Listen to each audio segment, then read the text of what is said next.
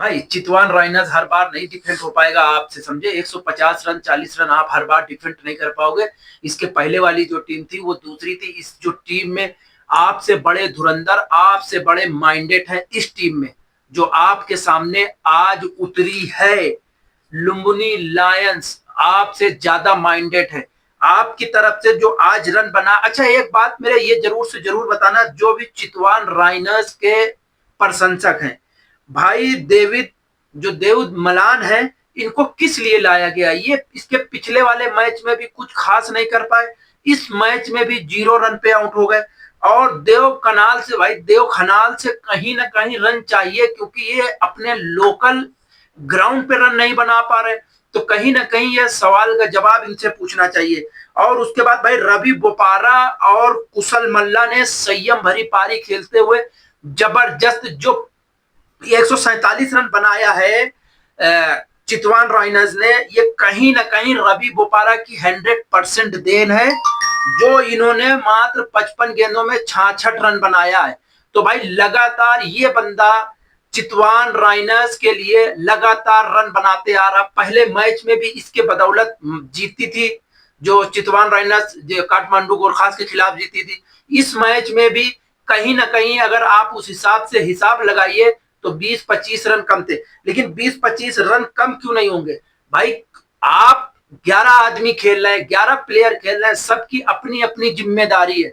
आपकी जो टीम की जिम्मेदारी है पूरी की पूरी अकेले रवि बोपारा ने उठा के रखी है। कहीं ना कहीं आपको इस बात को समझना होगा कि जो टॉप ऑर्डर है उनको भी कम से कम 6 ओवर में 60-65 रन 70 रन मारना होगा आने वाले मैचों में, अगर आपको बेहतर करना होगा। लेकिन अगर आप बात करें लुम्बिनी लायंस की, भाई रोहित पौडोल की ब्रिलियंट कैप्टनसी हुई है, जबरदस्त कैप्टनसी हुई है। उन्होंने जो अपने बॉलों, जो अपनी बॉलर यूज करी है, बॉलिंग को यूज किए, जहां जहां जिस तरह से यूज करनी चाहिए थे इस पिच पे, उनको ऐसा लग रहा था कि इस पिच का 100% अनुभव तो होएगा। भाई एक तो इंटरनेशनल टीम के कैप्टन है और दूसरा अपने होम ग्राउंड में खेल रहे हैं, नेपाल होम ग्राउंड है।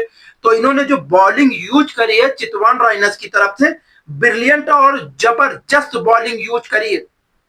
इस आप इस मैच से अगर देखिए रोहित पौडोल की जो कैप्टनसी की झलक नजर आती है, जबरदस्त नजर आती, और वही हुआ।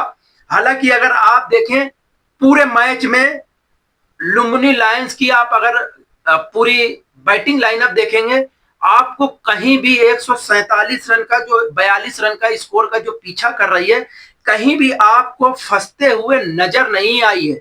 सिर्फ इसी बंदे की वजह से, रोहित पौडोल की वजह से, क्योंकि इस बंदे को मालूम है कि हमको रन कितना चेस करना है। तो इसने अपनी बिल्कुल बेहतरीन और सजी हुई पारी खेली, क्योंकि ये पिच ऐसी थी कि इस पिच में सब नहीं मार सकते हैं तेज, जो कि आपने पहली पारी में देखा और सेम सेम वही दूसरी पारी में भी हुआ। लेकिन जो संदीप जोरा जो स्टार्ट दे के गए हैं ना लुम्बिनी लायंस की, और उसी तरह से खत्म भी किया है भाई। गुलबदीन नबी ने ब्रिलियंट तरीके से खत्म किया है, और बल्कि खत्म करने के बावजूद मैच भी फिनिश किया। देखिए खत्म एक अलग चीज होती है कि आप अपने रन बनाकर आउट हो जाएं, लेकिन आप अगर मैच को लास्ट और फिनिश करके जाते हैं, वो जो खिलाड़ी होता है वो खिलाड़ी जिम्मेदार होता है।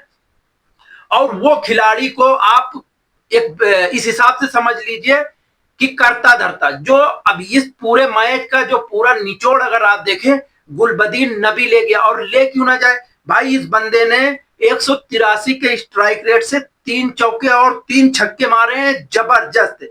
महज 146 रन का जो ये स्कोर था जो चितवान राइनर्स ने खड़ा किया था, चितवान राइनर्स को लग रहा होगा कि शायद हम डिफेंड कर लेंगे, लेकिन बाआसानी से महज 18.5 ओवर में भाई लुम्बिनी लायंस ने चेस कर लिया। सो देखिए एक बात हम बता दे रहे हैं फिर, ये जो एनपीएल का जो पूरा आप अगर पिच का पूरी शेड्यूल देखेंगे, पिच का जो भी पहले बैटिंग करेगा, चाहे डे में और चाहे नाइट में, अगर आप पहले बैटिंग करते हैं तो आपको मिनिमम कम से कम इस पिच पे अगर आपको अच्छे से डिफेंड करना है, अपने बॉलर के भरोसे भी जीतना है कहीं ना कहीं, तो कम से कम आपको 160 रन सामने वाली टीम को चेस करने को देना होगा, 8 रन प्रति ओवर।